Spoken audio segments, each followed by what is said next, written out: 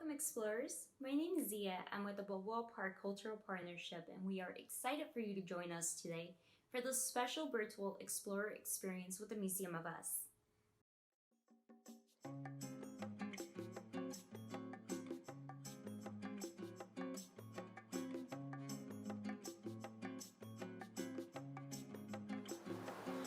Welcome to the Museum of Us. Thank you for joining us today.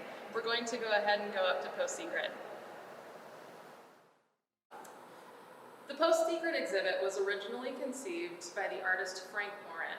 Back in 2004, he invited people to write their deepest, darkest secret on a postcard and mail it back to him. Originally, when he printed the postcards, he would just stick them anywhere all over town. He would stick them in library books, he would stick them in corners at the grocery store, and to his amazement, people were into it, and they started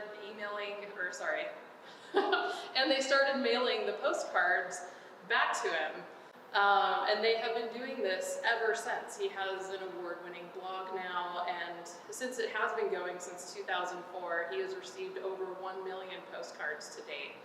And so we decided that we wanted to enhance this exhibit and present those postcards for people to be able to come and visit here at the museum. And so we have many of them on display for you. We also have a section that is specific to San Diego where we share secrets from local folks. We also have a mailbox so we can collect the secrets here. And part of what I think is really intriguing about this exhibit is as you walk through, you tend to pick out pieces here and there that you find yourself identifying with. You find pieces that speak to you, which is why Frank says that sort of a way to think about this is that we're alone, but we're alone together. So things that you might be scared to talk about, you can sort of find in this exhibit and get that sense that you're not alone. Other people experience these things too. So here we have a couple of pieces that were commissioned specifically for this exhibit by the artist Balboa, who is right here in San Diego. And even though this is an international project, since we are having this exhibit in San Diego, we like to really bring a local focus to the exhibit as well. So we commissioned Balboa to create these pieces. We have 4 pieces throughout the exhibit, but this is the biggest of the 4 that we have. But yeah, as you can see, we have these 2 big characters.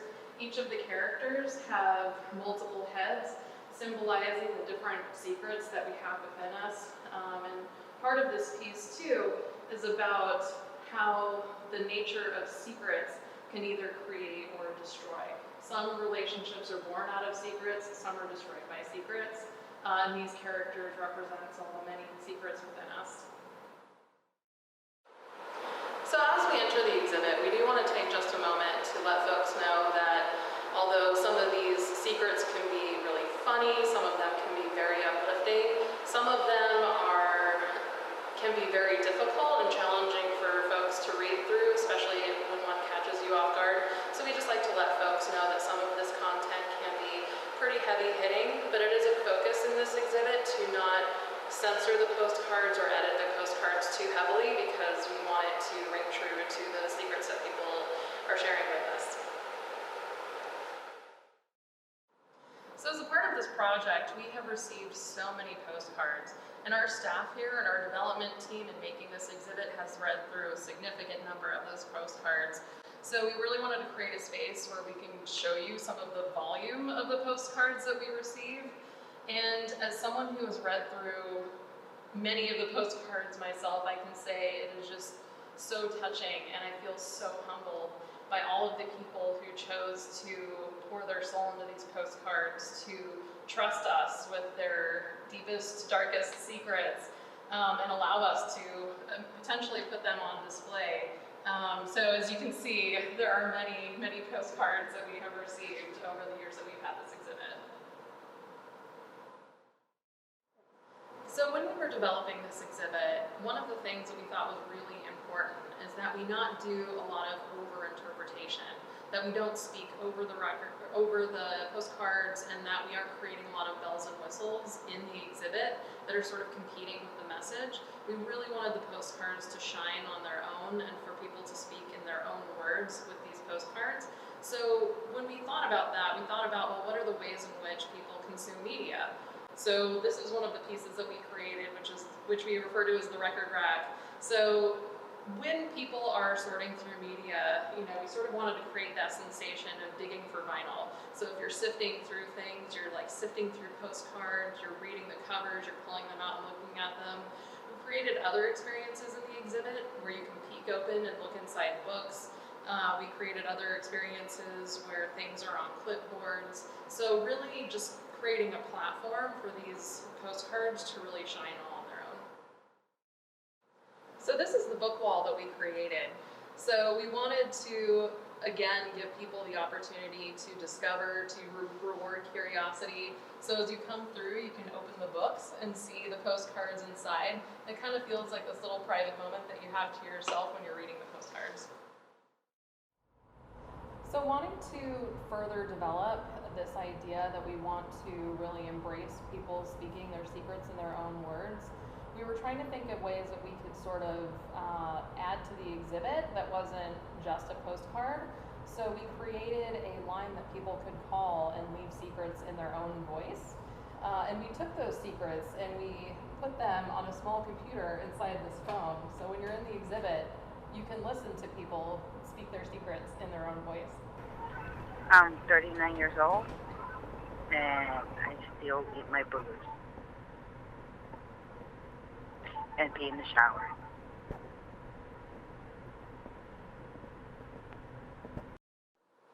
So I did want to take a moment to point out this giant postcard that is sort of blown up on this wall right here. This postcard in particular is really important to Frank because this is his wife's favorite postcard.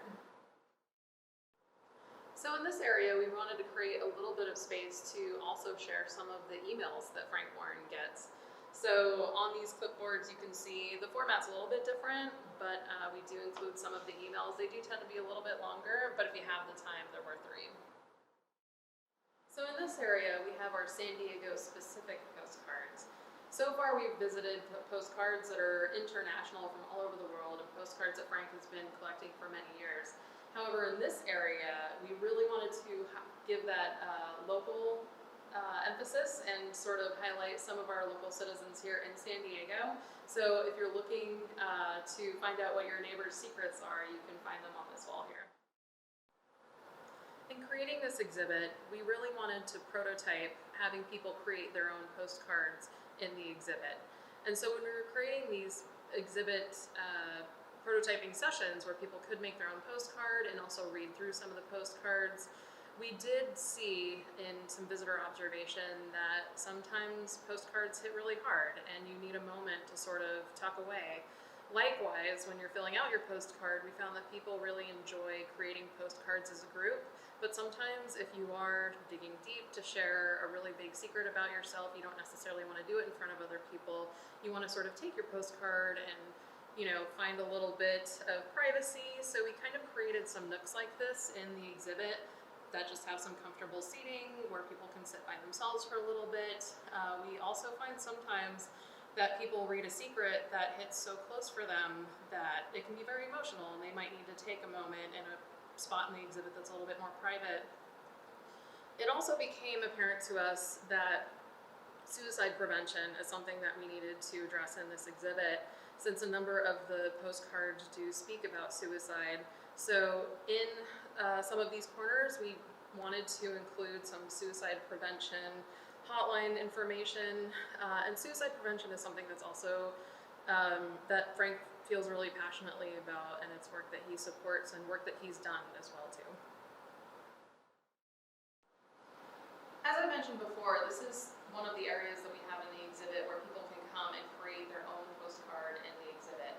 We do have this space a little bit reduced with the art making supplies, just because we can't sanitize in the time of COVID, glue sticks and things like that. But we do have plenty of postcards if you would like to take one home with you and decorate it.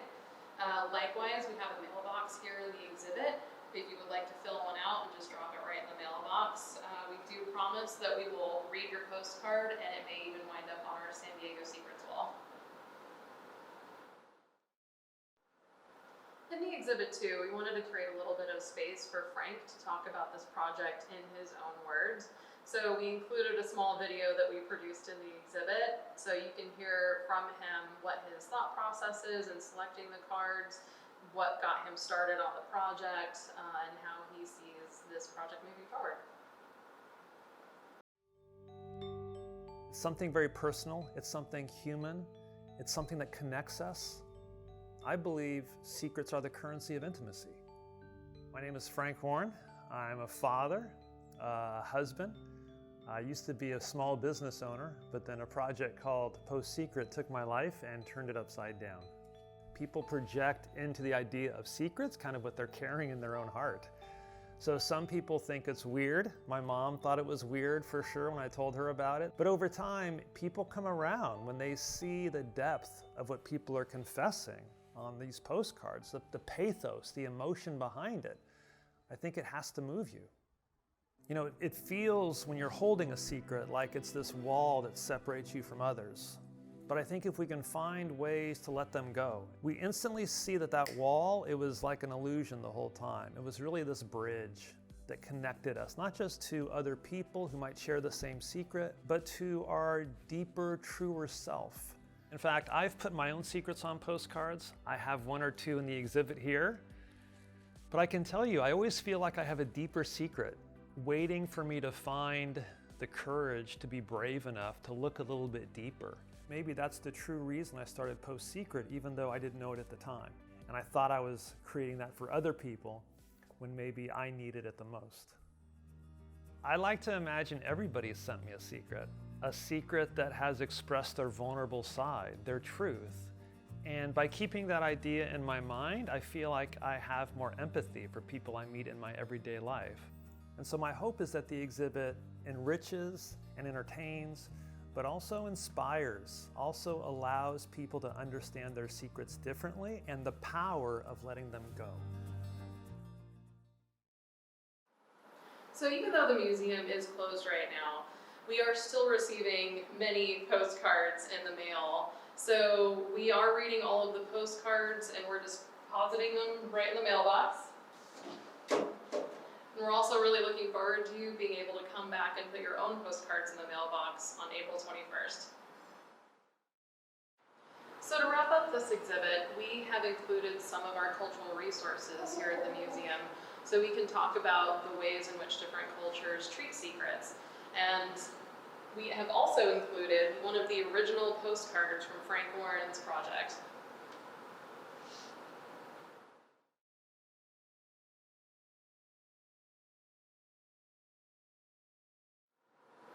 Thank you so much for joining this short tour of the PostSecret exhibit here at the Museum of Us.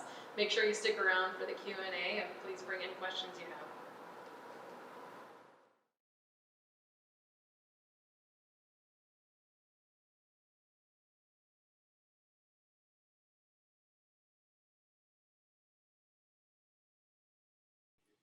Hi, welcome Kate, welcome Frank. Hey everybody. And welcome explorers. Thank you so much for being part of this experience. And it looks like we already have some questions. Are there any plans for a pandemic-specific postcard outreach? That's a really great question. And Frank, please feel free to chime in too. But we, as a first leg of this exhibit, just so we could start to interact with the local San Diego community, we created what is the PostSecret Street Team. So we have these mobile booths that we take out to everything from street fairs to community centers.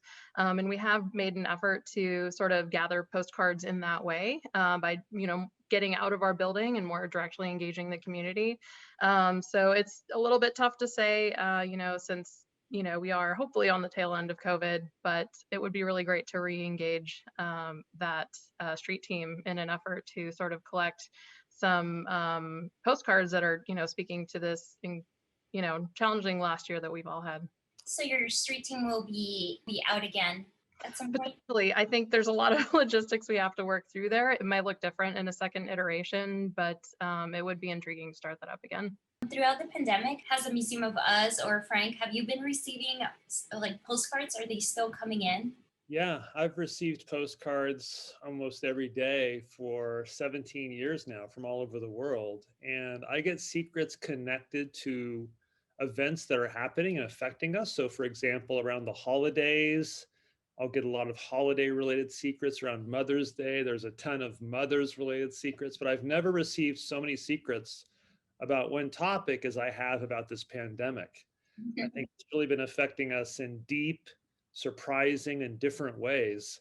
If you go to postsecret.com today, you'll see 3 or 4 pandemic related secrets.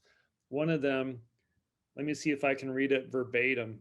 Yeah, there it is. It says, my friend Adam straight up lied about his eligibility to get a vaccine, and it pisses me off. That's a good one. Do you both have any? It might be hard, but is there a particular favorite postcard that you guys have? Oh man, that's a tough one. I don't know. When we were creating the exhibit, we were reading so many. And I think for the exhibit development team, there was one that just really kept standing out and made us laugh every time. And it was just a postcard that says, "Sometimes I lick my cat." And for some reason, it just made us laugh every single time. So yeah, I think that's my favorite. I like all different kinds of secrets. I like funny ones. I like ones that don't make any sense. I like romantic secrets, hidden acts of kindness. But maybe in a strange way, I like the heavy ones a lot too, because I feel like, especially when a young person writes down a heavy confession that they feel like they're burdened by themselves with, and they let it go, they give it voice and release it. I like to think that that lightens their load a little bit, maybe allows them a next step or a next step after that to address that secret in a way that's healthy for them. And I think it also raises awareness for people visiting the exhibit or the website that nobody's alone with their secret. You keep it inside of you, you might feel like this wall separating you, but really it's a bridge that connects us with others and connects us to our most authentic selves. What is one of the key motivations that had you start Post Secret, Frank? Well, I had a really boring job. So thank God for boring work, because I was motivated to try and do something fun or creative after work and on the weekends. But more substantially, I think I had secrets in my own life that needed to come out. And so I found this weird art project idea as maybe a backwards way to create this safe space to share that I needed just as much as the many people have shared their secrets with me. Do people try to confide in you directly and in person? Well, that's interesting. It's funny because I've never been that person in real life that people say, "Hey, Frank, I've just got to tell you the secret I've got in my life." That wasn't me. So maybe I had to, artificially create this persona so I could have that sense of intimacy with people. Um, so that answer is no. But as my role as Post Secret founder, the answer is yes. If somebody recognizes me, or if I'm at a speaking event, I do a lot of traveling and speaking on college campuses. Afterwards, people, I think, especially after I've shared my secrets on stage, feel comfortable opening up in response and saying, me too. Here's my story. This happened to me. So I've kind of become that person. Were you surprised at the amount of people that sent in their secrets? I'll jump in. Yeah, for sure. My original goal was to receive 365 secrets, and I ended up getting over 1 million, a ton of confessions, one postcard at a time. And I love the way the Museum of Us has not just displayed the quality of these secrets, but the quantity. As you go to the exhibit, you really get this feeling for the mass and the weight and this kind of hidden matter that we keep inside of us most of the time, but somehow we let it come out here and there on a postcard, to a counselor, with a parent, to a best friend, to a spouse. And I think it kind of philosophically allows us to gain insight into these parts of ourselves that we're always carrying around, but we don't always acknowledge in ourselves or in others. How the museum has Post Secret displayed is amazing. And we saw a little bit in the video clip of, doing the work and putting things up. How long did it take for you to set up the whole exhibit? That's a great question. I think we build some of the components ahead of time. So I'd say it's about a six month lead time for when we're actually building things. But the actual install of the building out the gallery itself is about 2 months. So it is a fair bit of work. We also have a really awesome designer that we work with. His name is David Reynoso, who is responsible for picking out the beautiful color palettes and everything else. He's been really great to work with, and he's worked with us on several projects. It's been a thrill for me to partner with the Museum of Us and see how they've really brought to life the secrets to the exhibit. And every step along the way, it's been fascinating to kind of come up with new ideas about how to convey how special they are and allow new ways for them to connect with people in real life.